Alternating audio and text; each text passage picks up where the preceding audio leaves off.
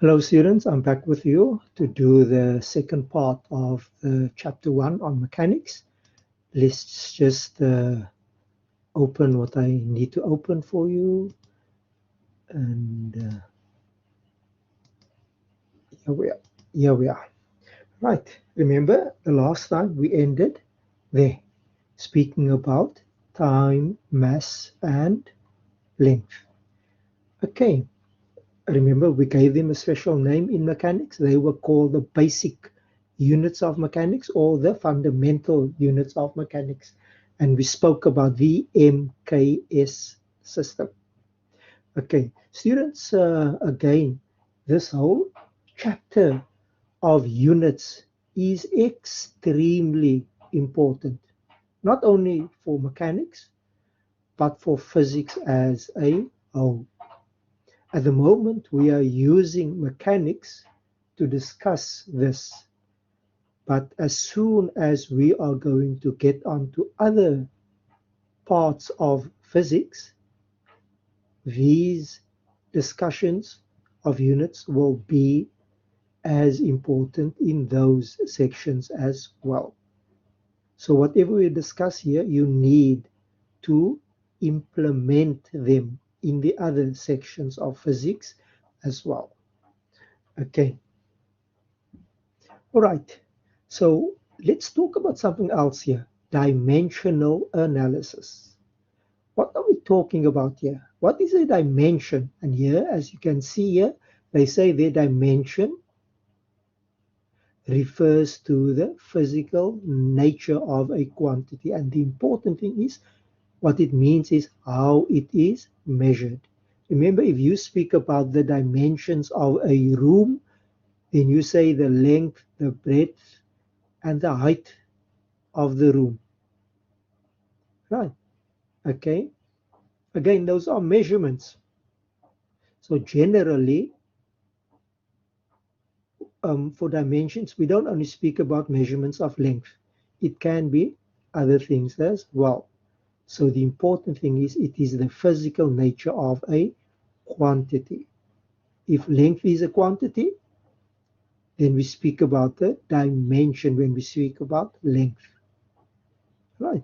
So remember, we have the basic or the fundamental quantities of mechanics, which we call length, mass, and time. And I have them in that order for M, K, and S. Right? M for meters, K for kilograms, and S for seconds. Right. Those are the fundamental quantities or the basic physical quantities. Right. So let's give them a symbol. Right. Normally when we have something, a dimension or a quantity, we would like to give it a symbol. So let's say for length, we are going to be using L. For mass, we're going to use M. Capitals, as you can see there, M, L, M, and T for time. Why did we use L, M, and T? There's no scientific rule for it. It's a matter. It's just like saying your name is David when you were born. So from then onwards, we call you David. So L, M, and T will be called the dimensions, the letters representing these quantities, the basic quantities. L for length, M for mass, and T for time. Now, generally, sometimes people use other symbols as well. Say, for example, X represents a certain measurement, right? Length or mass or time. Just for the moment, just say S, X. If it represents a physical quantity, then we would say that if you want to speak about the dimension, then we can say there, you write that symbol, X, you write it in a square brackets. Can you see there? Square bracket, and this would mean the dimension of X. Right. So for example, if X represents distance, right? If X represents distance, then the dimension of X will be L. You see that? Okay, so that's what we mean. The square brackets would mean the dimension of whatever is inside. The dimension of X, if X represents distance, would be L. For time, right? If t represents time, then dimension of t or of time will be capital T. Remember that one over there. And let's just take these things a bit further quickly. You can have the same thing for mass. I see that's not mentioned in here. But anyway, take this here, velocity. We saw this earlier. Let's just see where we spoke about it. We wrote it down somewhere there. Velocity is change in displacement or change in distance over time. Let's speak about displacement again later on. So here we are, delta x over delta t. Right. So if I were to ask you what is the dimension of v, then you can look at this one over here. That is x, which is distance. So the dimension of x would be L, and the dimension of t would be t. So the dimension of v would be L over t. Okay. Okay, that's when we speak about those things. I keep these things in mind, L, M, and T. Take acceleration, delta V over delta T. So what can we say? What are the dimensions of A? You see there, square brackets, dimensions of acceleration. We know it is velocity. So what is velocity? There we worked it out, L over T. And time is T on its own. So there we are, L over T over T. And if you simplify this, we get L over T squared. Right, so the dimensions of acceleration will be L over T squared. Okay, it's a simple way of looking at dimensions, and these things are actually very, very important. Let's see what we are saying here now. Firstly, if they say here, one can only add or subtract quantities if they have the same dimension or the same unit in this case. I think the word dimension is extremely important. But look at this word here, IFF. I deliberately wrote it down like this. This is not a spelling mistake. This is not a spelling mistake. If we say the IFF, if, it means if and only if. Right? So we emphasize this. You can only add quantities if they have the same dimension. In other words, you can't add time to displacement, or you can't add displacement to velocity, and you can't add velocity to acceleration. Look at the dimensions. Displacement is L, time is T, velocity is L over T, and acceleration is L over T squared. So none of these things can be added together. They must have exactly the same dimensions before you can add them. Okay, I'll take it a bit further. I can speak about units also. You must actually make sure that assuming you have two distances, 10 meters and 25 centimeters, can you add the two together? 10 plus 25? Be careful of that, eh? 10 meters plus 25 centimeters? The answer is no. They must actually have exactly the same unit as well. So either you have both of them in centimeters, or both of them must be in meters. So for example, you want to have them in meters, and you convert the centimeters to meters, and then you can add the two in meters. Or you can convert the meters to centimeters, and then you add the two in centimeters. Or subtract. So adding or subtracting values, they must have exactly the same dimensions as we see here, and they must also have the same units. Okay, now dimensional analysis will help to ascertain this. Before you want to add things, make sure they have exactly the same dimensions. Whenever you have a certain quantity, work it out and check with your dimensional analysis, as we have shown here, that they have exactly the same dimensions, then you can add them. And obviously, as I just mentioned, units as well.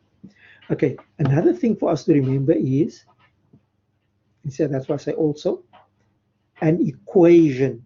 Remember, an equation is this is equal to that, something like that. Okay, when you say that, say for example, you say the x is equal to half a t squared, which we will discuss later on in chapter 2, if I'm correct. Half a t squared. This is distance. So that is the dimension of this thing would be L. I must make sure that this over here is also L. If this thing ends up being L squared or L over T or something, and this is L, then I can't say that this thing is true. This equation can only be correct if the dimension on the left-hand side, LHS,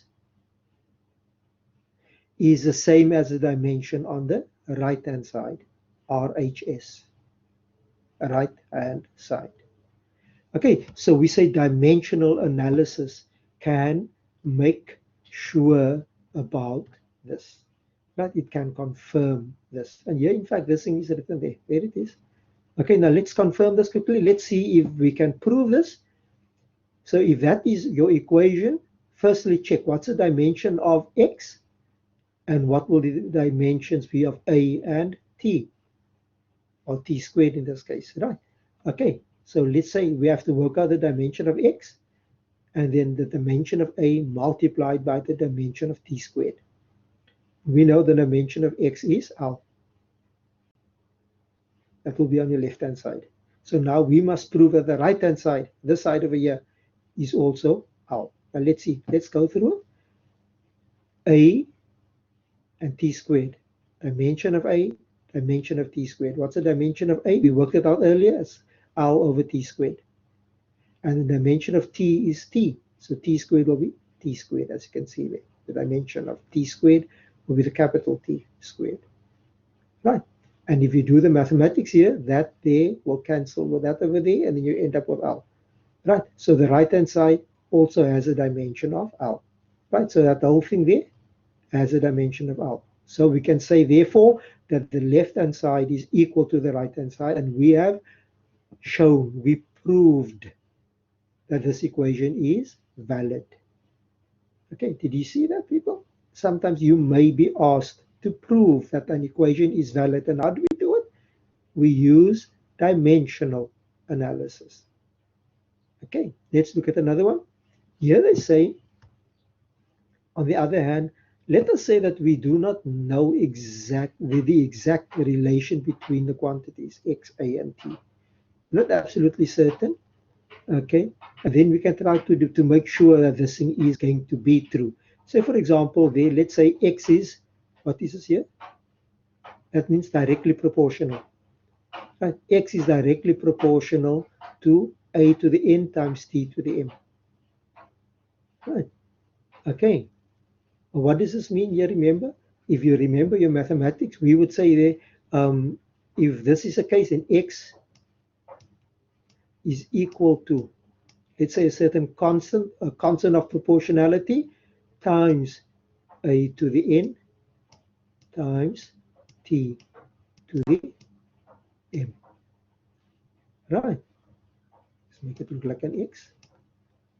Right. Remember, if we say this is directly proportional to that, mathematically, then x is equal to a constant of proportionality multiplied by that. Okay, so this is just a constant. If it is a constant, we are not so much interested in that constant. We can call it, in this case here, let's call it, make it unitless. Right, make it unitless. I can prove that to you people just now. And this is actually unitless. Okay, in this particular equation. Let's hope I don't forget to show it to you. So now let's see, how can we prove that this relationship is correct? So let's start. The dimension of x must be equal to the dimension of this here. Okay, can you see that portion on the right? That must be the case. That is just unitless, so you don't need to worry about units for that one over there, or dimensions. So x, dimension of x can then be written according to your laws of exponents. Sorry, I remember that's grade 10 work at school. All right, you see that? A to the n times t to the m can be separated into the dimension of a to the n and the dimension of t to the m. Now the left-hand side, there we are, it is L, and the right-hand side, it will be this over here. So we can write it down. And that's acceleration, right? So acceleration is L over t squared. So if it's a to the n, then it will be L to the n over t to the 2n. Right? That's your acceleration. And t is for time, t to the m, that must be t to the multiplied by t to the m. There we are. I was looking at this one. I'm sorry about that. If you bring these things together, then you can see here that L to the n is written over there, and then this one can be taken to the top. How do you take it to the top? Can you see here? T to the 2n, you take it to the top, it becomes minus 2n. Remember your exponents from school, please? So that will be t to the m minus 2n. Right.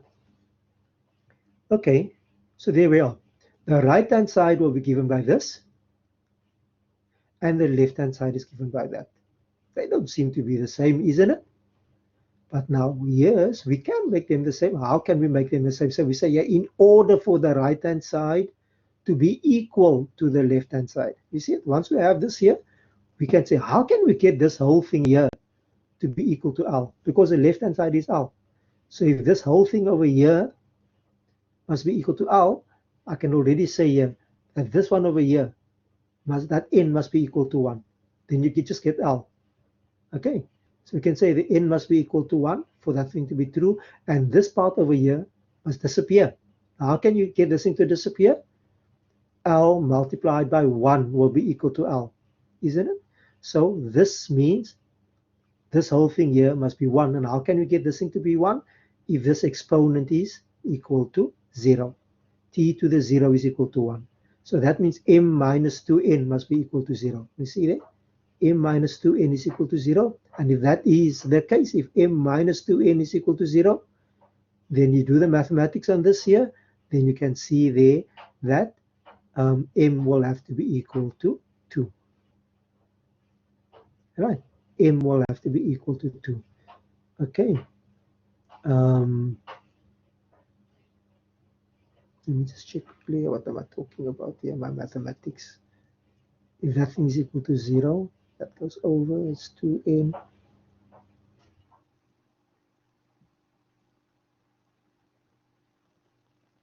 Oh yeah, I forgot about that. Now can you see, I was I'm getting lost here with my own mathematics. Remember, n must be equal to 1, isn't it? So if that n is equal to 1, then m minus 2 is equal to 0. And then therefore m is equal to 2. That's correct, yes. Okay, so if you want your left-hand side to be equal to your right-hand side, then according to what we have here, these exponents, if n is equal to 1 and m is equal to 2, yes, then the left-hand side will be equal to the right-hand side. Okay, and then we can say then, with these things in mind here, then the left-hand side will be equal to the right-hand side, and then that will mean that the satisfactory statement will be this one. Right. N is equal to 1 and m is equal to 2. And there we are. And as you can see there, that is the same as what we have over here. Okay. All right. People, these are 2 examples. There are many other examples that we can look at.